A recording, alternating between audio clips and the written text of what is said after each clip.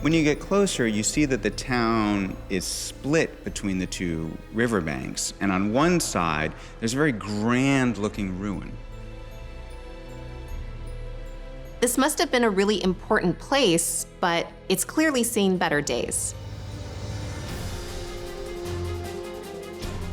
Adorning the walls inside are hallmarks of the site's former glory. As you enter, you're greeted by this extraordinary painted ceiling. And radiating off either side are long, long corridors with what appear to be Latin inscriptions on the roofs. And coming off those corridors are what seem to be a whole series of cells. For the affluent people that frequented this establishment, an experience of escape and pure indulgence awaited.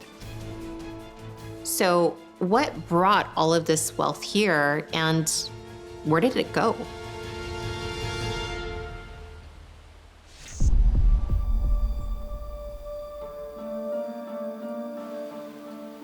Oana Kirila is a Romanian architect. She first visited this derelict site 4 years ago, while still a student.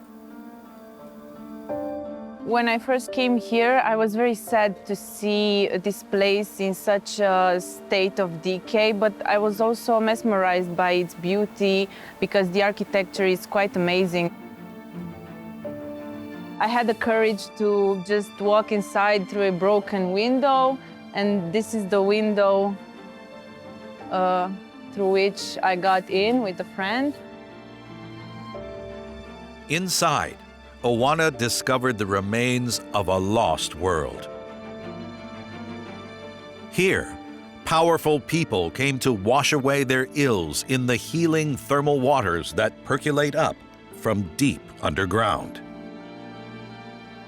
These rooms are individual treatment rooms where people were seeking medical treatment. Each person would have a cabin, and they would bathe first and then have a series of massages and other treatments. It was and still is believed that these treatments could offer cures for warts, eczema, chronic joint pain, asthma, sinus problems, and even relief to sufferers of long-term arthritis. Today, Romanian locals know this grand complex in the town of Herculana as the Neptune Baths. When it opened over a century ago, it was called the Austrian Imperial Baths. Only a select few were allowed inside. Right now we are in the individual treatment room of Emperor Franz Joseph. He came here around 3 times for 3 weeks, along with Princess Sisi. Franz Joseph was the Emperor of Austria, and he ruled over this empire for almost 70 years. And when Franz Joseph came here in 1852, he declared it the most beautiful resort town on the entire continent. And that's when this area really started to come into its own. Franz Joseph and his wife, Empress Elizabeth, or Sisi as she was often known, regarded the town and the baths as their own personal playground. Despite Elizabeth's royal status and great wealth, she often cut a forlorn figure.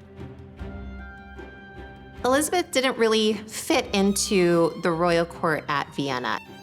She didn't do what women of the time were expected to do. She helped the needy, she wrote poetry, she lived very much on her own terms.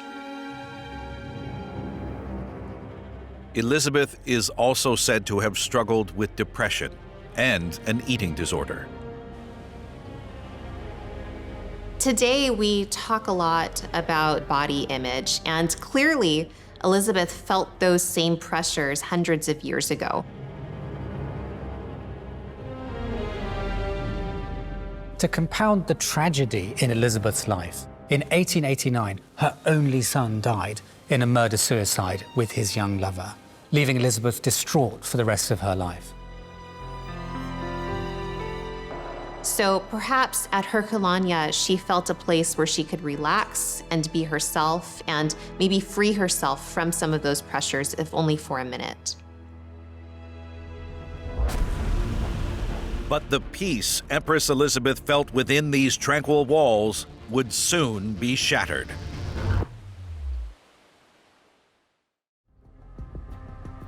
In Romania are the remains of a once luxurious spa resort.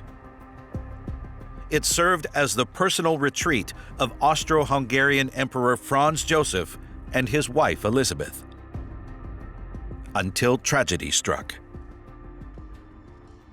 In 1898, even though she had been warned against doing so, she went to Geneva, and while she was there, she was set upon and stabbed by an assassin.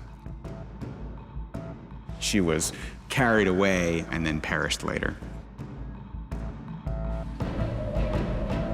The opulent bath's time as a playground for the wealthy elite was coming to an end.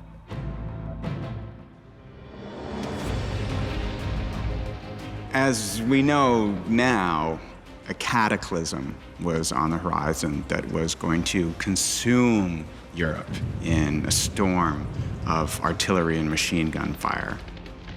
Rulers like Franz Joseph were sleepwalking their way right into it. During the First World War, all the spa facilities were abandoned. They were no longer used for spa treatment for the nobility.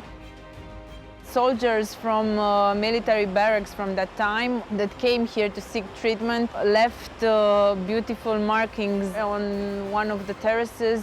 Two of these walls are marked with their names, year, regiment. This is when the town started to decline. It would never return to its days of glory under the Austro-Hungarian Empire. But the story of the baths was far from over. At the outbreak of the world's deadliest conflict, Romania allied itself with Hitler's Nazi Germany. The deal with the devil backfired, opening the door for Stalin's communist forces to consume the country. You might think that under a communist leadership, these buildings would have been taken apart and seized and destroyed because of what they represented. But the baths were fixed up and repainted, and Herculana once again became a thriving resort town.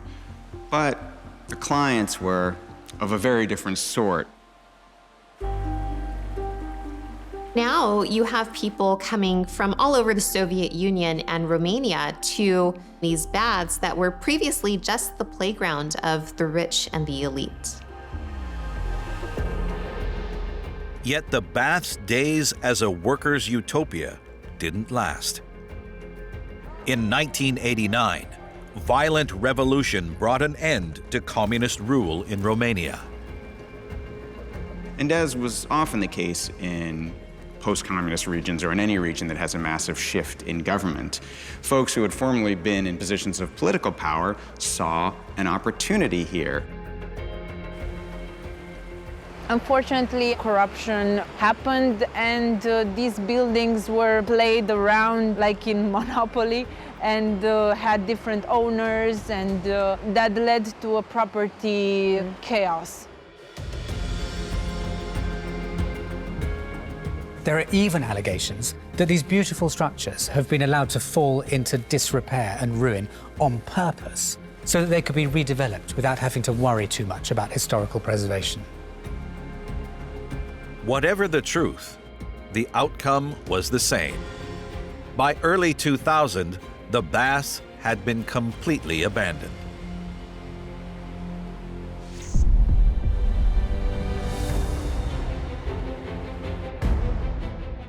Today, Oana and her friends are part of an ambitious plan to save this grand old ruin. Our ultimate goal is to restore the building and give it back to the community. The real glimmer of hope here is that the young people of Romania saw their history falling apart before their eyes and decided to do something about it.